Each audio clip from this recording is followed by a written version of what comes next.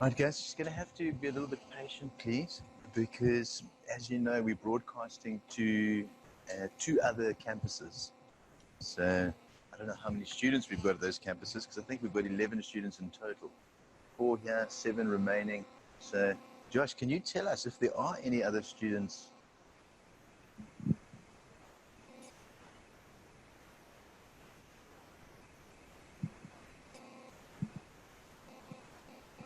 There's a message. Okay. So should I start the lecture, Josh, or should we wait a little while? Okay.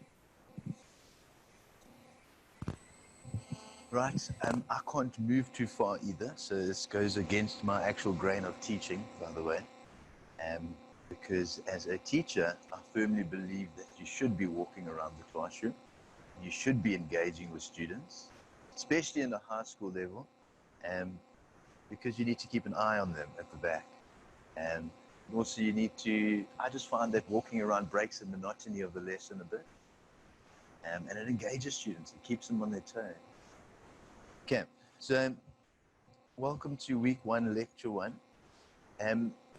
What you see in front of you is a basic skeletal outline of what we're going to be looking at today.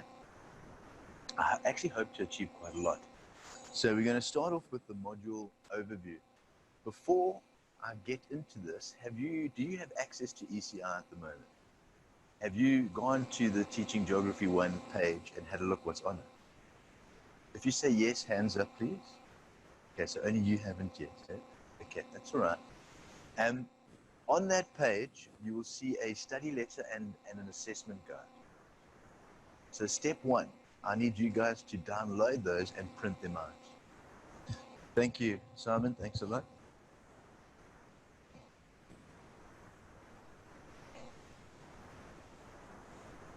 Yeah. The study letter, yes. Okay, the next thing I want you to do is to take down my email address. So I'll write it on the board. Obviously, it should be on correspondence on ECR, but let's go the old-fashioned method for the time being.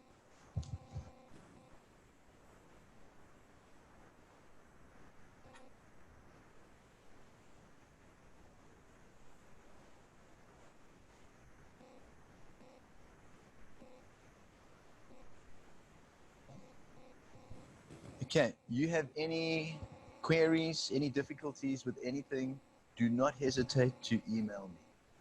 Other lecturers like to use ECR and sending a message on ECR. I don't, because I can't respond to that. I like a good old-fashioned email to my email address, and that's the best way to do it.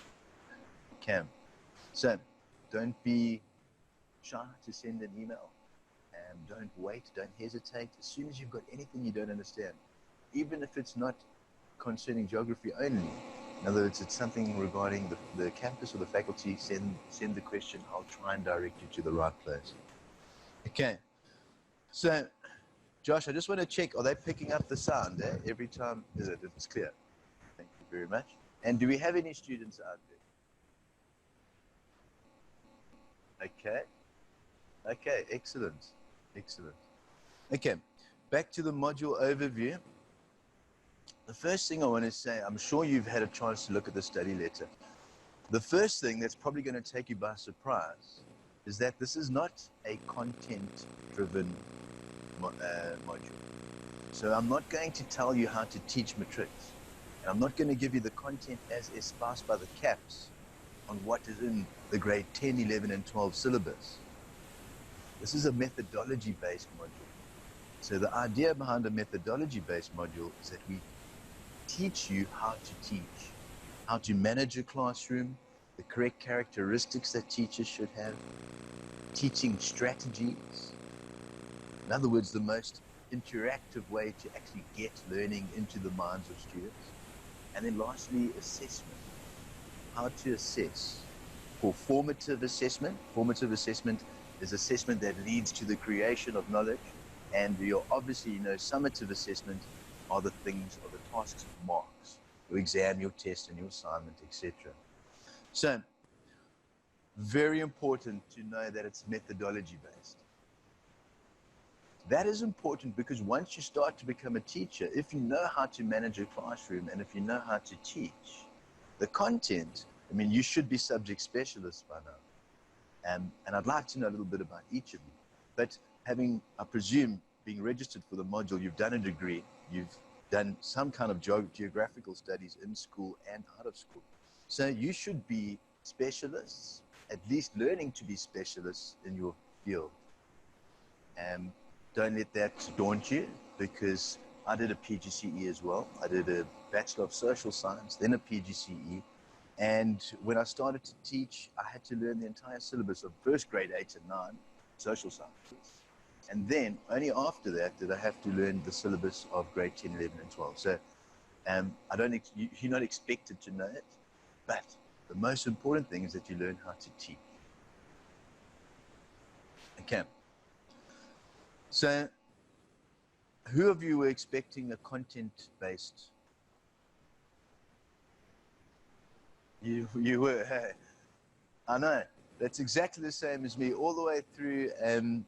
When I registered through UNISA and did my PGCE then, many years ago, back in 2003, and I kept on waiting for the matric syllabus, and it just never appeared. So it took me by surprise. So that's why I'm going to get that surprise out the way right from the beginning. You will need to learn the syllabus, but it's easy because you have caps. And obviously, every single subject also has a prescribed textbook. So when you get to your school, wherever that may be, you'll take over from an existing teacher. That teacher will have your syllabus. They will give you the CAPS document, although you're going to have the CAPS document by the end of today because you're going to download it because it's on ECR. And they will already have an assessment strategy. So it's actually quite easy. What you need is the confidence to teach and the teaching strategy. Now, before I go any further, I want you to know that if you are scared of standing in front of people and speaking in public, you're not alone. 75% of all human beings suffer from glossophobia. And I am going to write it on the board because it may be a new word for you.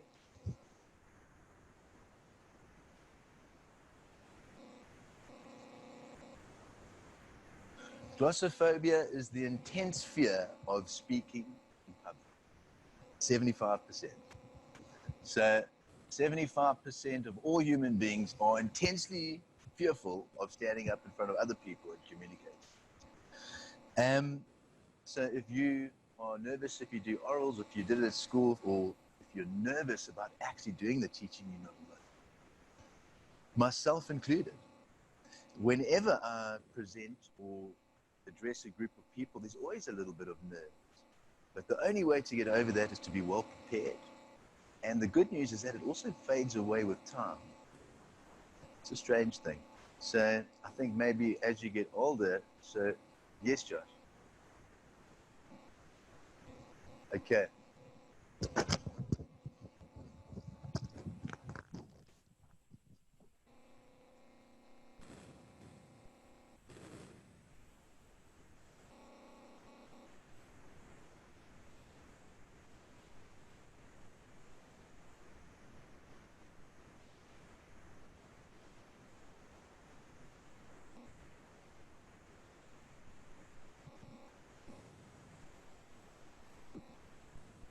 Testing, testing.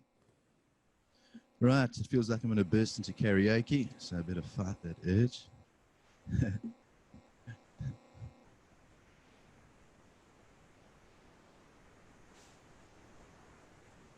Okay, so going back to what I was saying, methodology based, so, and glossophobia. Don't be worried about standing up in front of a class of children or adults. Being nervous is perfectly fine and normal. You just have to be prepared. Okay, so greetings and introductions, the second item. I'd like to know something about you guys. So whether you're sitting here in the venue or if you're sitting at one of our campuses outside of outside of Durban, I'd like to know something about you. So please can you send me an email that has a little write-up about first of all, your degrees, so your qualifications. Guys, when I say a little write-up, I mean literally less than 15 lines. Don't waste too much time on this. Thanks, Josh. I just want to be able to put a name and then some kind of identity to you, so I can get a feel as to what you're like as students, because that will guide me when it comes to choosing more content and assessments and just getting to know you a little bit better. Okay, introductions from my side. Obviously, you should know by now, my name is Brant Collins. I've told you very briefly, I did a Bachelor of Human and Social Sciences degree at UKZN many years ago. And then I worked in the telecommunications industry and happened to get retrenched. So my auntie was a teacher, and she said perhaps I should look at teaching. I agreed. I did a PGCE from UNISA in 2 years, and then I got my first job at George Campbell High School as a geography and history, or a HSS teacher. So I've spent 5 years teaching geography and history at George Campbell. Thereafter, I spent 7 years teaching geography as a senior geography teacher at Crawford North Coast. So I've had a lot of experience in the classroom, 12 years in fact. And as a lecturer, this is now my 5th year of lecturing. So there is some experience, a decent amount of teaching and lecturing experience. So if you have questions that are burning inside of you, how do you control a classroom? How do you engage students? How do you get students to participate?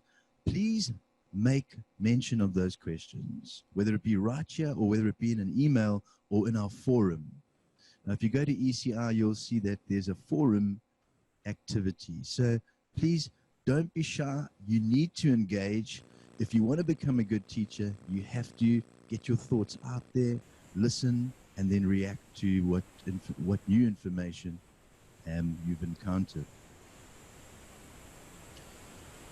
Okay, I haven't finished studying yet. I managed to do a master's degree, and I'm going to keep on going until I've completed a PhD. So studying is a lifelong process. I hope you view it the same way. So after your PGCE, you should be thinking about what's next. Okay, so in that little write-up, I'd like to know your qualifications.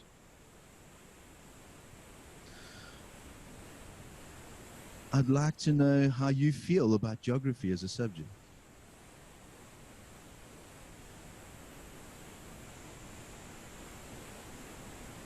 So it's your qualifications, how you feel about geography as a subject.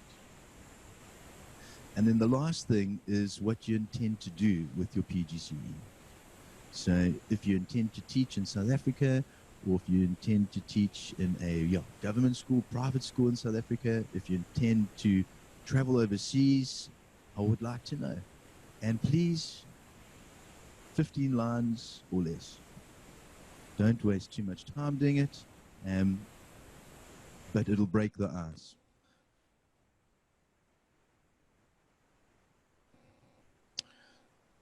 Right, very briefly, I just want to introduce you to the module. Geography TGEF, so Teaching Geography 1, has 3 units. The first unit will be Geography as a Body of Knowledge. The second one is Geography Curriculum Development. And the third one is the creation of a suitable learning environment. 3 very nice, very engaging units. So I'd like to say a little bit about each of them. That's why I say the first lecture is critically important. That's why I went for a face-to-face lecture. And hopefully you guys can be a little bit more engaging as well. Josh, can you let, or are there any students out there that have got questions? Can you, they can ask questions, of course. Yeah. So yeah, those students that are, have you lost the sound feed? No questions. Thanks, Josh. So to those students that are out there, please can you also participate? So do not hesitate to let us know if there's a communication problem or if you have any questions regarding the subject. Okay, so geography as a body of knowledge. What is geography all about? Now, this is quite important because every concept that I give you, this is the method that I want you to try and learn it and recall it. I'm going to write it on the board. Remember, you're doing an NQF level 7 module.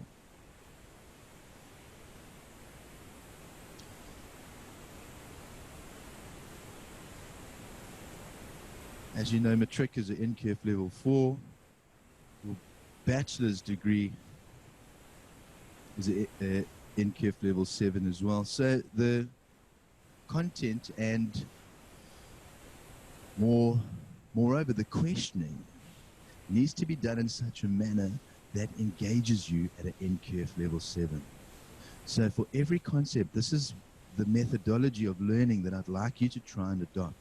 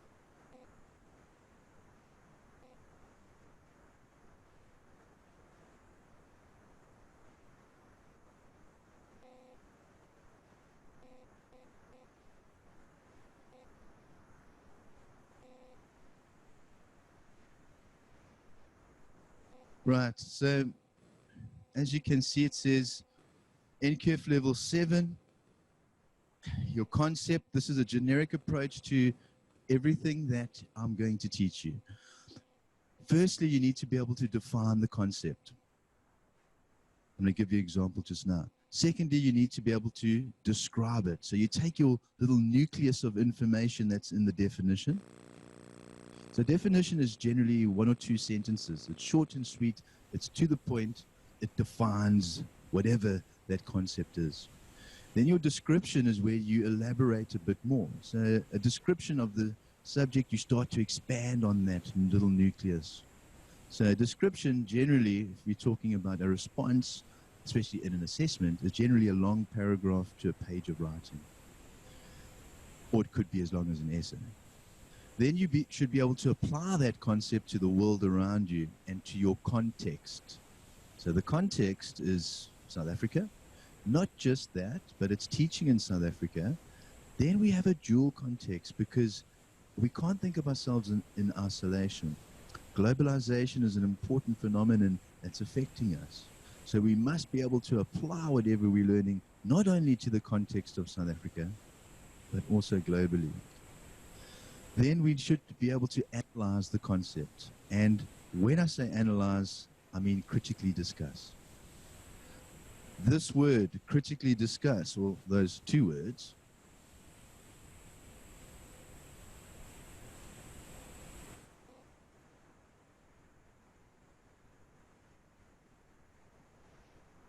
when I say analyze, I mean critically discuss. Those 2 words you're going to hear me say often. You're going to hear them come up in other modules in your PGCE. What does it mean? What do I mean to say critically discuss something? Remember, I've linked it now next to the word analyze. So you're going to analyze something. What does analyze mean? You look at it from? Sorry? Correct. You look at it from different perspectives. You look at it from all angles. You analyze it. You want to make sense of it. Or you critically discuss it.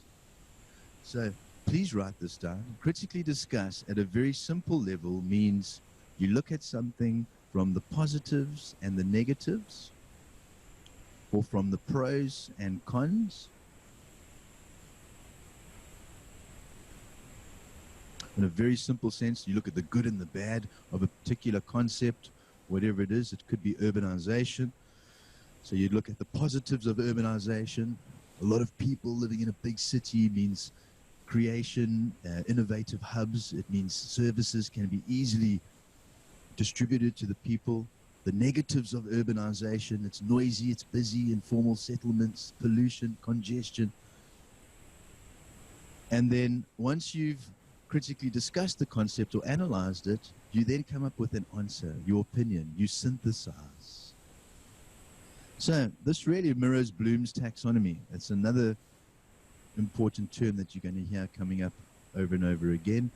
It's your grading of questions. So you start off with right in the beginning, you define. So that's rote learning. It's a little nucleus of information which forms the hub of that learning experience. That's rote learning. You define it, you learn it off by heart. Then you expand and you describe. You start to think a bit more laterally about the concept. You expand upon it. Then you apply to your context.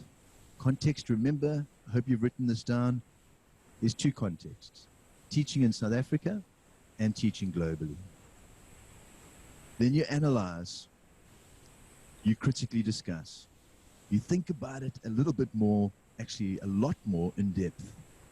You look at the pros and the cons, you look at the good and the bad, you look at something objectively, then you finally synthesize and you reach your conclusion. Okay. So I could apply this to the word geography.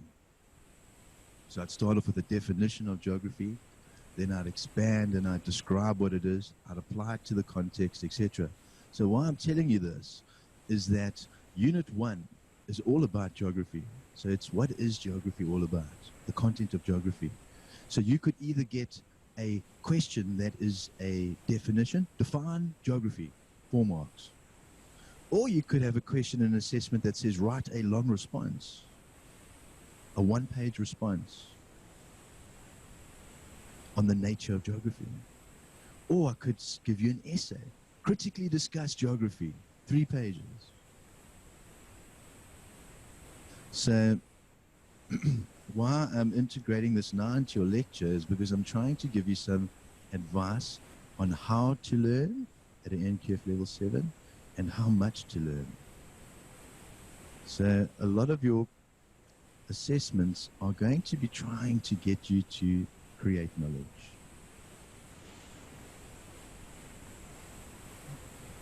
Okay, so there are the other venues. Thanks, Josh. We can see Jacaranda. That's in Montana. We have 2 students there.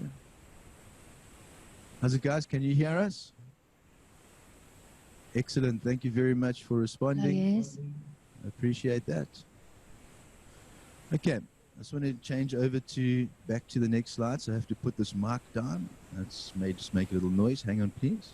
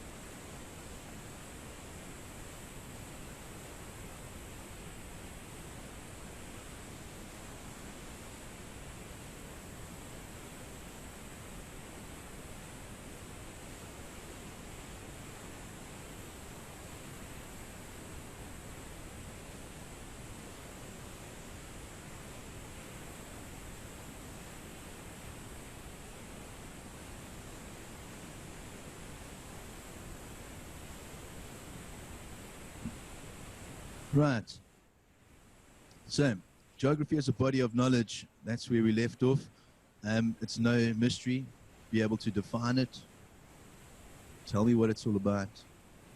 What is geography all about? Let's stop there for a quick second and let me hear your information. What is geography? Let's try and use our imaginations. You're in a test. This is it. You've got your page in front of you. And my question is, what is geography? You're going to have to write a page of information. Well, how are you going to structure your thoughts? What are you going to start with? Yes.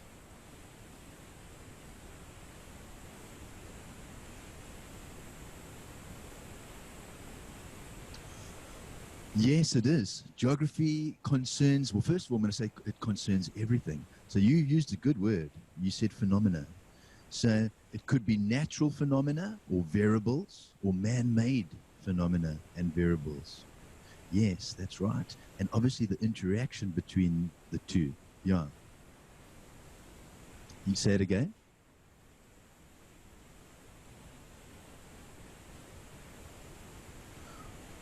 It falls into both. It falls into the human sciences, yes, and the natural sciences. Yeah.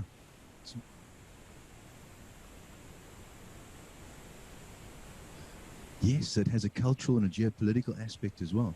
In fact, geography really concerns everything. I'm a bit biased, but it's the most important subject in the world. And I mean it because it's that area where you have mathematics, science, language, culture, arts, economics. It all meets together in geography. So I want you to please write down under where it says geography as a body of knowledge. There's a few keywords that I want to see you learning and using in assessments. The first one is interrelationships.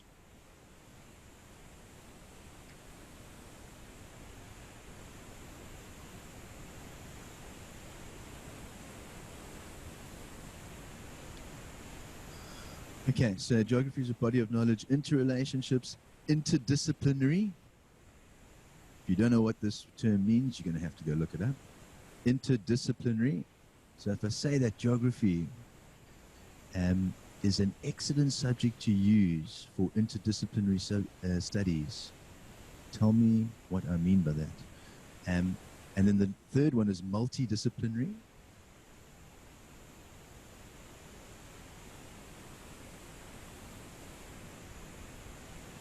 Okay, so just bear those three in mind for the time being.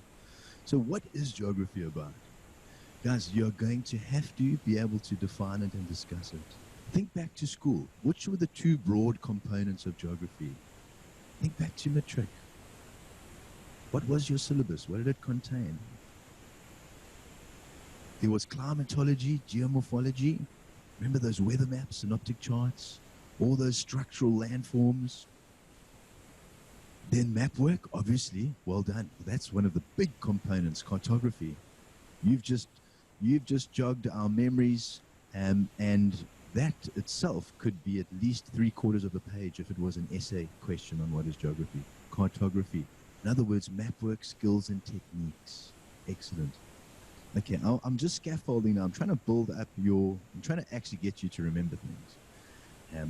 So if you look through ECR, there are mind maps. All this information is on ECR, but that's not the point of studying. It's to critically discuss and engage. Okay, so what is geography all about? If you're going to draw a mind map, or that sheet in front of you has, number one, physical geography.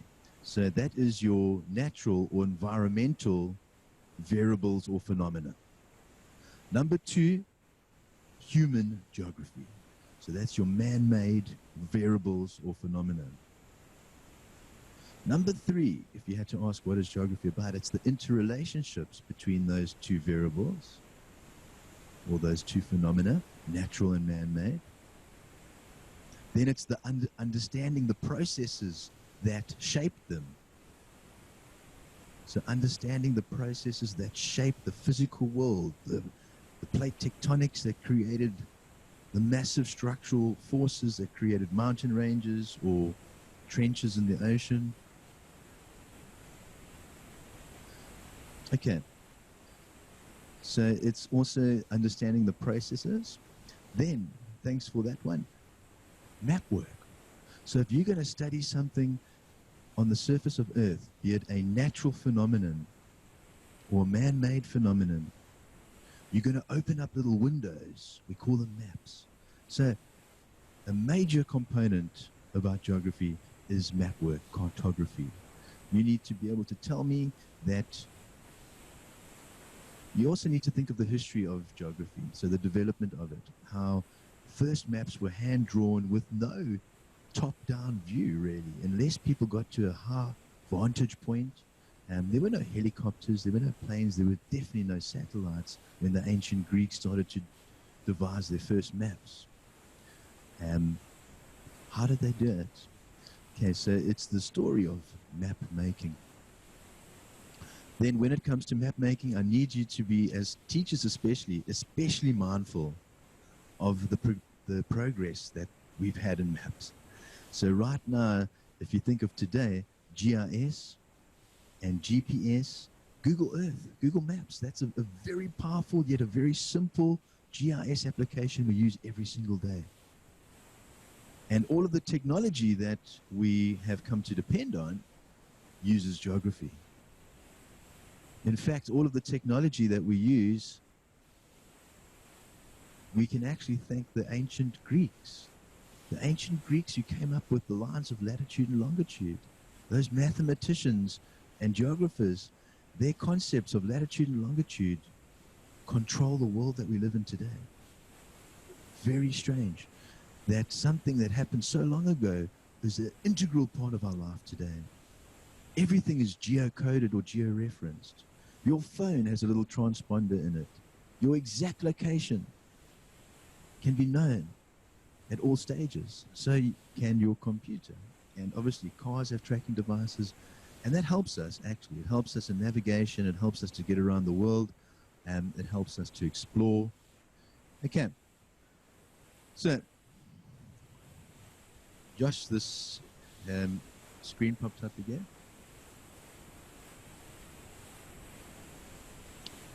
Okay, so what else is geography about? We've said natural phenomenon, man-made phenomenon. We've said interrelationships. We've said GIS, cartography, map making. Okay, environmental would come under the first one, correct? So biogeography, that's what you're thinking of. Excellent. Write that down, because there are so many things here to discuss when it comes under geography. There's so many things under the geographical umbrella that we just need to actually start listing. So I like that one, biogeography. It can be linked under physical geography. It is. Okay. And obviously the emphasis is on spatial relationships and patterns. So what does geography do for us? What is the benefit of geography? Why study geography? Why teach geography? Firstly, it allows us to actually think critically, because it's the very nature of geography which makes us question things. Where is that? Why does that happen? What will happen to that process or that landform in the future? So it teaches us to question. So number one, why study geography? Number one, it teaches us to think critically. Number two, it gives us an informed opinion of the world around us. The more people that do geography, the more people think in a reasoned, informed manner, and probably will act not out of emotion, but out of common sense. Thirdly, geography allows us to look into the future. So if you know the position or the context of natural phenomenon, where is such a species of animals, so where are all the rhinos, or where is that species of frog, or where are people moving to, how is urbanization affecting the landscape, you can predict the future. You could also study why is that distribution happening like that, and what could happen in the future. So geography allows us to predict the future. If it allows us to predict the future, it allows us to plan accordingly. So if you can think critically, if you can see the patterns, if you can predict the future, you can plan properly. And that is why geography, well, those are a few reasons as to why geography is such an important subject. The next one overlaps with the way curriculum in history is designed these days. Multi-perspective. Geography gives us a multi-perspective viewpoint of the world around us. It teaches us to be sympathetic and empathetic to other ethnicities, nationalities.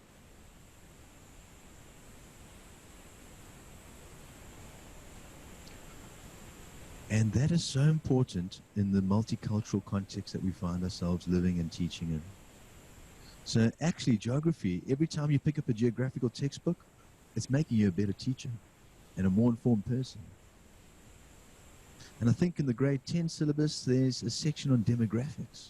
So the statistical analysis of population. You can plan and predict the future of countries just by looking at simple demographics.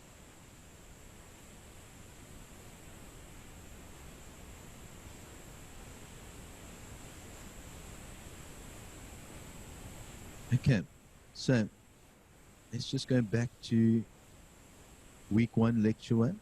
Okay, so geography as a body of knowledge. Students, I'm not going to tell you everything.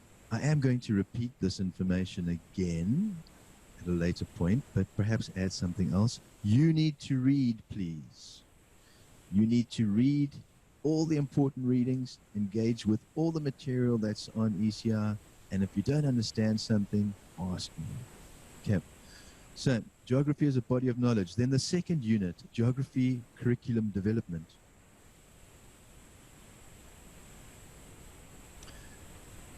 Geography is not the same, is not taught the same way it was today as it was 20 or 30 years ago. When I was at school, DHS, 1992, a long time ago, geography was about consumption. It was about how much coal, how much gold, how much diamonds can we dig up, how much energy can you produce. It was all about consumption. Yes, there were elements, and depending on the teacher, there were elements of conservation, but it wasn't a big theme. These days, the entire theme of geography has changed. It's about sustainability, sustainable development. How do we conserve natural resources? How do we plan for the future?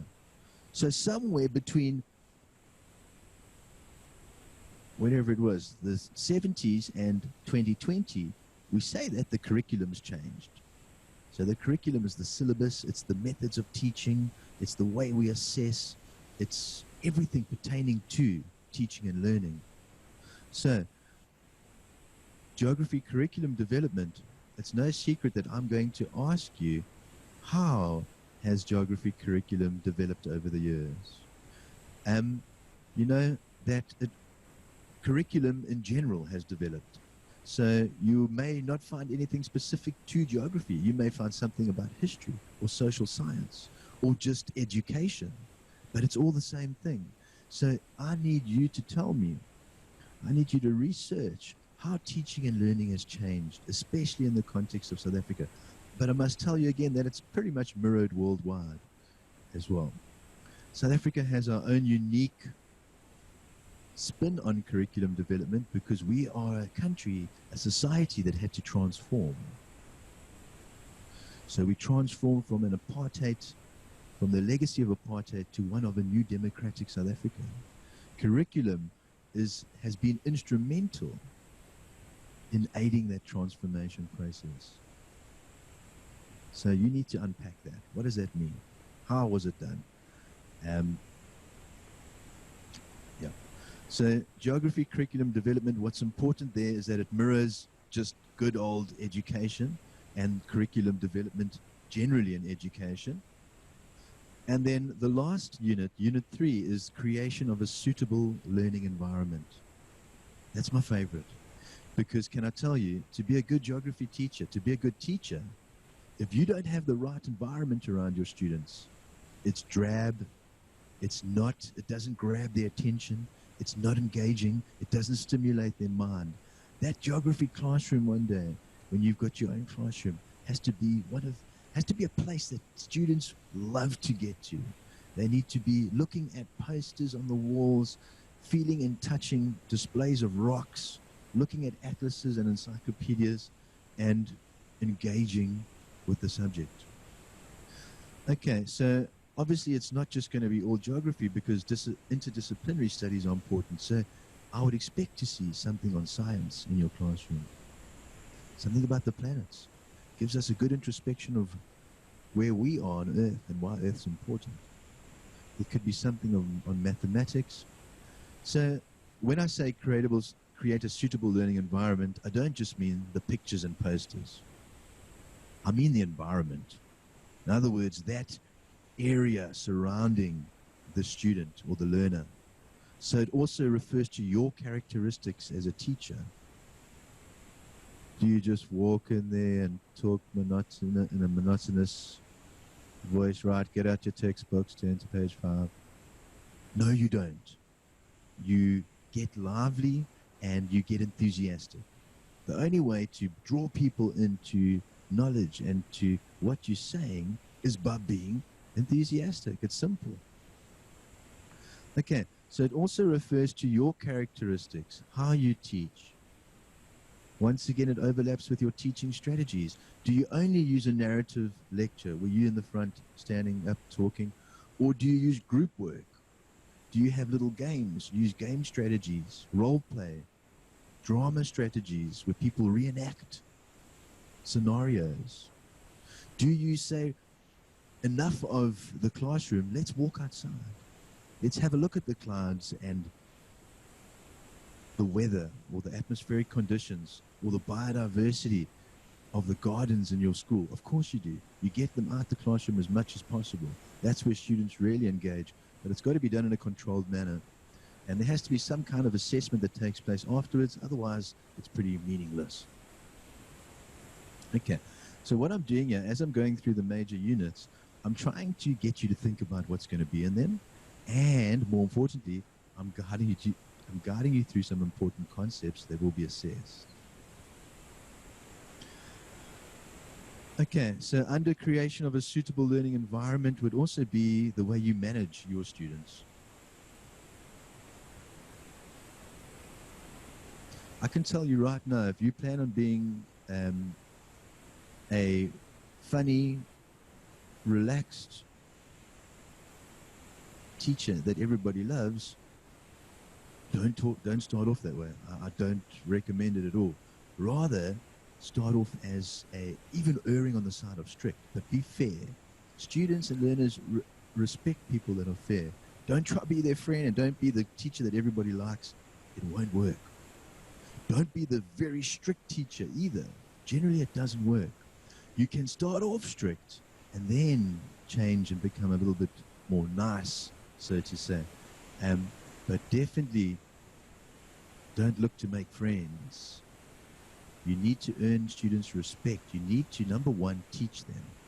They must learn something in every single lesson, whether it be a new word, a new concept, a new methodology, how to apply something in their lives that's helpful.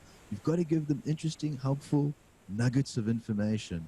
They'll go home and then relate that to their parents, and they'll scaffold. They'll build around those little nuggets. They will apply those little nuggets to their life, and then they will synthesize. They will create more knowledge. And that's the whole idea, perhaps even of living. Okay, so I think that's enough. We're running out of time. We've got 15 minutes left. Very simple. I told you it was an easy module. 3 units. Okay, prescribed material. There is a textbook which you need to purchase. Now, the textbook is from a British and a global curriculum perspective, which I like. It was very hard to find a textbook on geography from the South African perspective that contained everything. So what we've done is that prescribed material, the main textbook, you need to order that as soon as possible and make sure it's in your possession. Then there's a course reader. Now, what I did was I chose the 7 best textbooks I could find, and we've taken snippets of those chapters that are pertinent to those 3 study units. Then the third lot of material would be what's on ECR. So it'll be URLs, so in other words, websites, it'll be activities, it'll be PDFs, PowerPoints. Okay, so it's the prescribed textbook, it's the course reader, and it's what's on ECR. I recommend you print everything that's on ECR, things that are printable. You keep a hard copy and you keep it in a file that's nice and neat.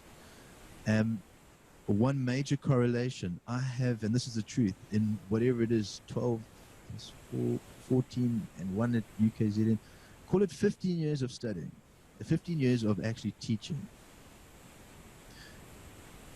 I have never seen a student with a neat file, so that it's sincerely neat, well kept, good summary notes. I've never seen a student who has that kind of work fail.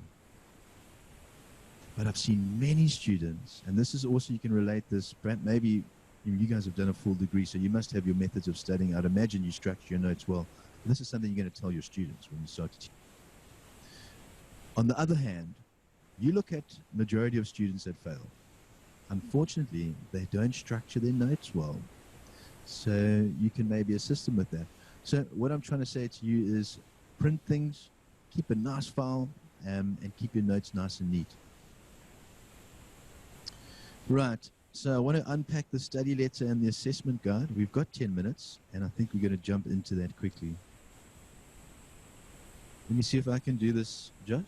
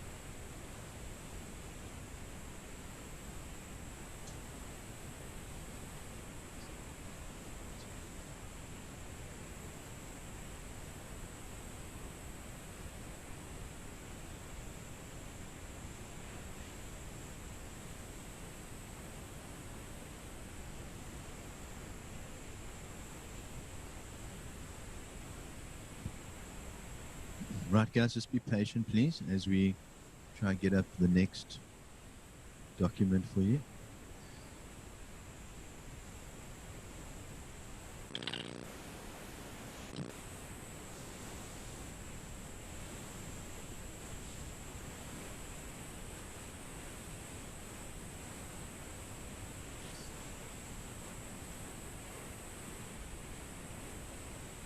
Have you put the USB on your computer?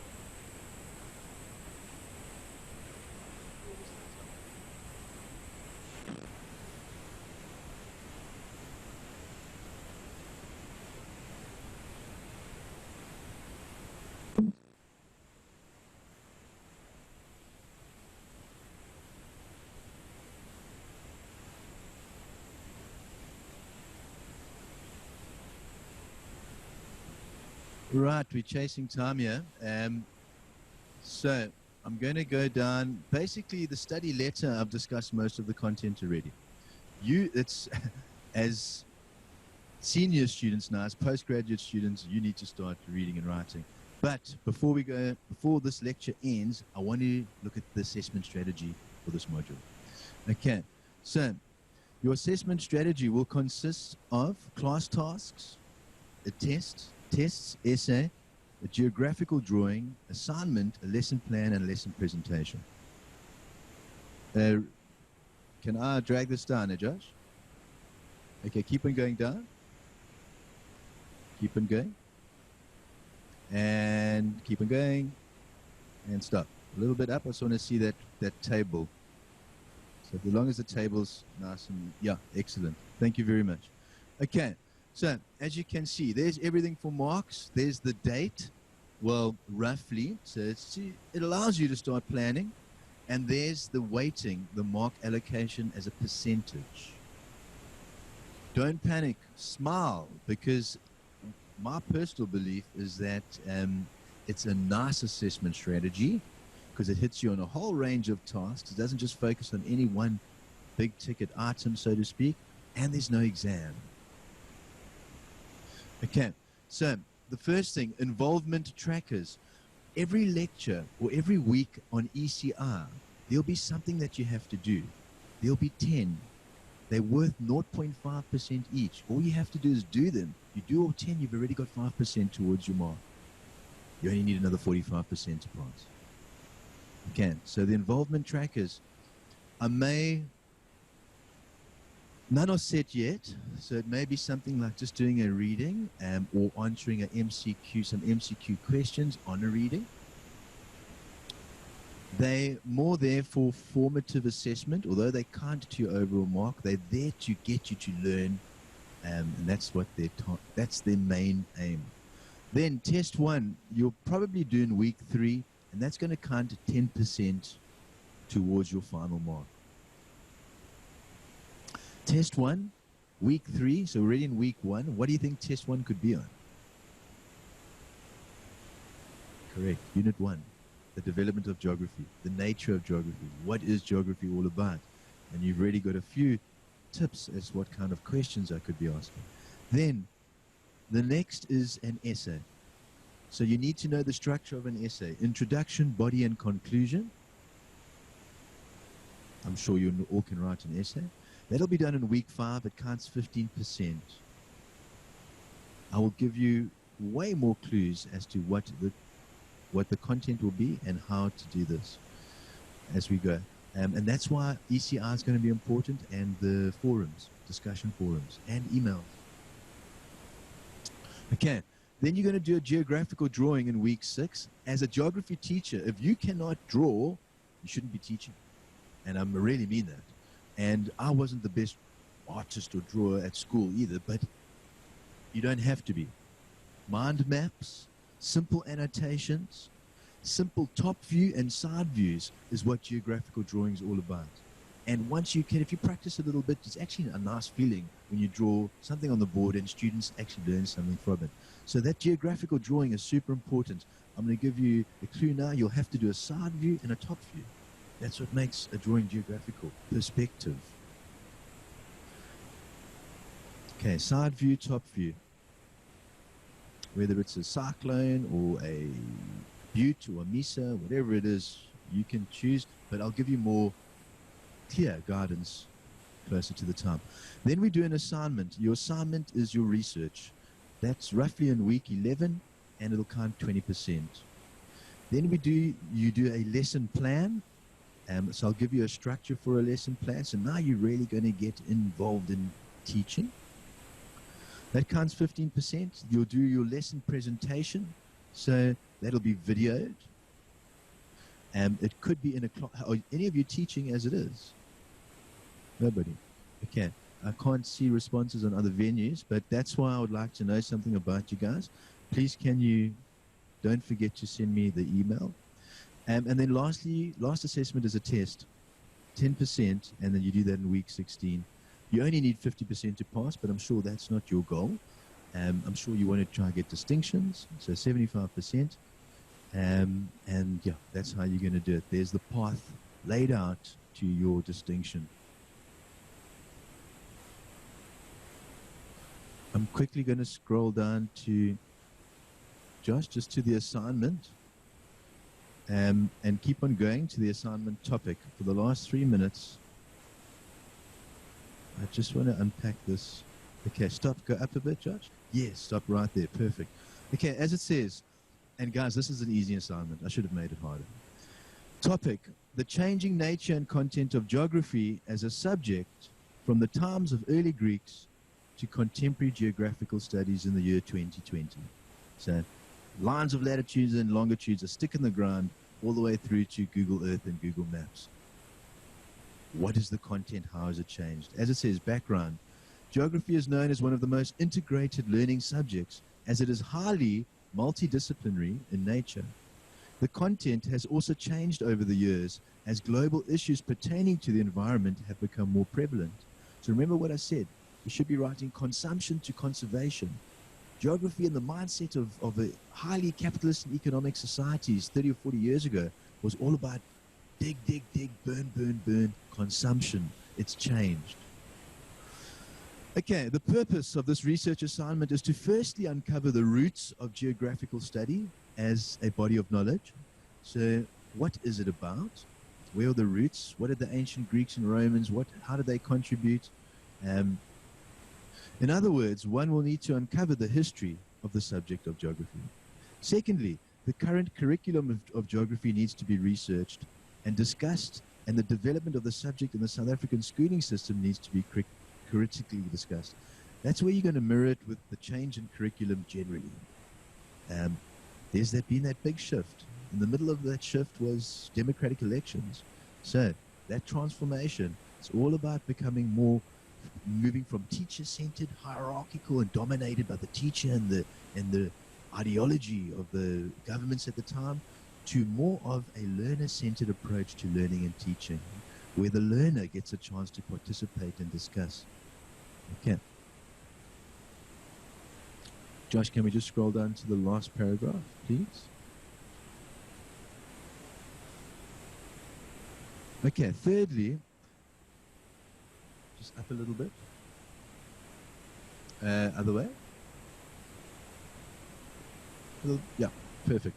Thirdly, new themes and issues that are being incorporated into the teaching and learning of geography need to be identified and critically discussed against a backdrop of issues such as globalization and the consequences thereof. So, number one, sustainable development. Think of how global warming, sustainable development, the issue of pollution, all of those, the need for conservation are now major themes that influence the way we teach. Guys, we've run out of time. If I had another 10 minutes, but I'd probably be boring you. Just one question online. Yeah. The student on Zoom wants to know how long the assignment has to be. Good question. It is in the assessment guide. Roughly, I'm looking for between, depends on what mark you want to get, but between 6 and 10 pages of writing. Size 12 font, Arial. So,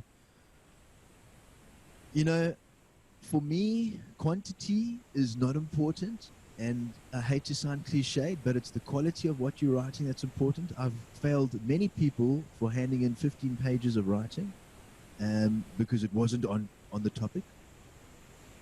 So, to that person that asked me the question, yeah, if we're going to go in terms of pages, 6 to 10 pages of writing, that's excluding the pictures.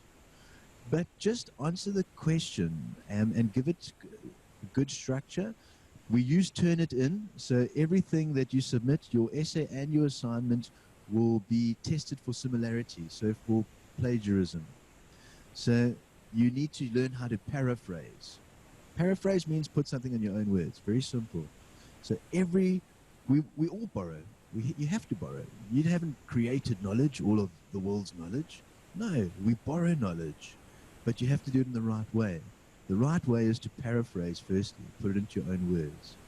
And then you can use in-text referencing and you can quote, but you should try paraphrase. And any other questions, Josh?